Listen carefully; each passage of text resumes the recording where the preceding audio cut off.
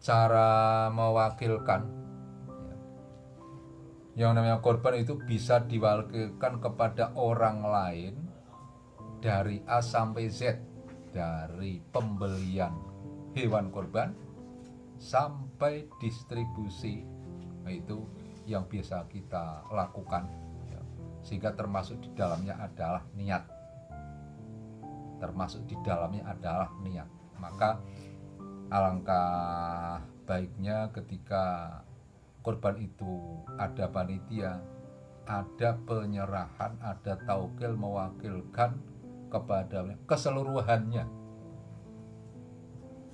Untuk hati-hatinya itu diserahkan, diwakilkan dari A sampai Z-nya. Sehingga umpama salah, itu yang salah adalah panitia. Itu seperti zakat, ya. Ketika kita menyerahkan zakat, kemudian wakil atau panitia zakat tidak benar dalam tasarrufnya, maka yang menanggung salah adalah panitia. Karena panitia itu tidak diperintah oleh agama, tidak ada perintah apa-apa. Tetapi sisi positif tadi banyak,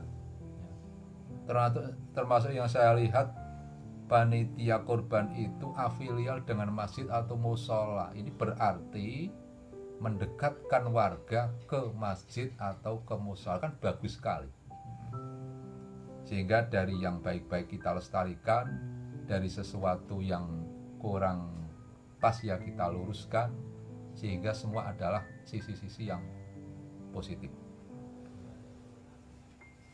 Ada lagi yang bagus, karena kita di negeri Indonesia yang majmuk, masyarakatnya ada muslim non muslim, ya.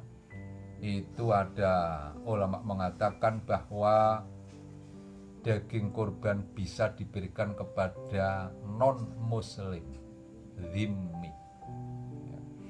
Dhimmi itu ya di Indonesia tidak ada yang harbi, ya. Orang kafir di Indonesia, bahkan mungkin dunia mungkin, ya, itu tidak ada yang harbi. Kalau ada permusuhan, peperangan, itu tidak dari sisi agama, dari sisi pencamplokan, ya, dari sisi penguasaan negeri atau tanah, bukan karena marah dengan Islam sehingga memerangi orang Islam. Itu ada enggak begitu? Nah, itu namanya harbi, ya. Yang jelas di Indonesia itu adalah kafir dhimmi, sehingga tidak masalah disebut non muslim, tidak masalah, ya. Bukan masalah itu, ya. Itu bisa diberi daging kurban, ya meskipun kita mungkin ada mosok orang Islam masih banyak orang kafir, kan mungkin juga karena tetangga, karena konco, ya diberi, tidak apa-apa. Yang sering dipersoalkan orang lain, orang banyak juga ini tentang korban menjadi nazar. Memang secara hukum ada butuh kehati-hatian untuk tidak menjadi nazar. Karena dengan ucapan ini akan untuk korban nanti di bodo besar, itu secara hukum menjadi nazar. Kalau yang asli nazar ya memang saya nazar korban, nah ini nazar betul, ya. Kalau yang tidak tegas itu juga bisa menjadi nazar karena mengharuskan dirinya menyembelih hewan di Idul Adha, di hari-hari tasyrik, menjadi nazar. Istilahnya wajib bil ja'li, menjadi wajib karena dijadikan sendiri.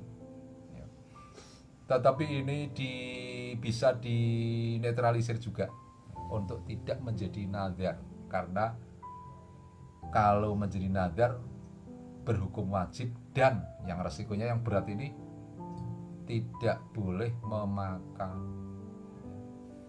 tidak boleh memakan 100%, harus disodakohkan kepada orang, kan berat ya. Untuk netralisir hukum ini ada pendapat yang mengatakan orang awam yang dimaklumi. Ada lagi asal tidak sengaja nazar adalah bukan nazar. Yo, ini yang paling tepat. Siapa yang pingin nazar? Saya jawab orang bertanya, untuk apa hewan? Ya untuk korban. Nah, kalimat begitu apakah berkehendak untuk nazar? Kan tidak. Yang paling tepat untuk menjawab tidak menjadi nazar itu karena tidak ada keinginan, tidak ada kemauan, tidak ada niatan untuk nazar, maka juga tidak menjadi nazar yang berhukum wajib, yang akibat hukum tidak boleh memakan, memanfaatkan hewan berupa dagingnya, bahkan yang bukan daging semuanya 100% harus disodakohkan. Tetapi tadi kalau diikutkan dalam kepanitiaan, nah itu sudah di tangan panitia, sehingga diberi oleh panitia itu sebagai warga, bukan sebagai peserta yang punya hak seperti menyembelih sendiri. Di entengnya hukum ketika korban itu masuk bergabung dalam panitia, ya seperti yang ada sekarang ini. Kemudian lagi hewan betina, ini sering juga ditanyakan orang. Memang mayoritas ulama terbaik jantan, betina kalah baik. Tetapi Imam Syafi'i malah lebih bagus, lebih afdol, lebih disukai hewan betina. Alasannya lebih empuk. Manusia saja yang wanita lebih empuk, karena yang akan dimanfaatkan dagingnya. Inti dari hewan itu dagingnya. Nek wong Jawa yo tekan balung-balungnya dikerokoti. Intine dagingnya. Pancen wong Jawa pinteran. Nek wong Arab yo ora pak ngrikiti, daging piturah. Wis nek entekane wis dikrikiti, isi ana maneh ya digodhog. Ini apa ini yang betina ya. Ini menurut Imam Syafi'i adalah yang justru lebih baik, sehingga tidak masalah lagi ya. Itu korban kok betina, oh malah lebih baik. Itu jantan, oh malah lebih, berarti kan lebih baik terus itu. Yang jantan adalah lebih baik, yang betina juga lebih baik. Inilah hikmah dari sekian pendapat. Itu beda-beda, tetapi semua adalah terbaik. Bukan baik, semua terbaik. Mestinya itu kan nomor 1 ya. Kedua, ketiga, ini tidak nomor 1 semua, juara semua. Tidak ada yang kalah juara ya. Semua menjadi juara satu semua. Ini hikmahnya dari pendapat yang banyak. Tetapi ketika hewan betina ini bunting ya, maka ya kalau nadar ya termasuk yang harus dipotong juga, harus diberikan kalau sudah mati. Kalau belum mati harus diselamatkan sampai besar layak dipotong, sudah memenuhi syarat dipotong ya harus untuk kurban kalau nadar. Kalau bukan nadar ya silahkan untuk diikuti, untuk dibesarkan, nanti dijual tidak apa-apa, bukan nadar, bukan kurban yang wajib. Juga sering ditanyakan orang itu yang sifatnya kecil adalah tentang kesunahan. Apakah orang yang mau kurban tidak memotong kuku, memotong rambut, ini memang sunnah. Tetapi sejak masuk tanggal 10 Dzulhijjah, umpama nanti hari Idul Adha itu Jumat ya, mulai pagi hari Jumat ya, itu tidak memotong kuku sampai menyembelih kurban. Kan sebentar itu ya. Umpama diambil kurbannya di akhir hari Tasrek ya, paling 3 hari. Tidak memotong kuku, tidak memotong anggota badan, tidak memotong rambut. Ini untuk tafaul. Untuk tafaul itu optimisme keselamatan lengkap anggota badan dari selamat dari neraka.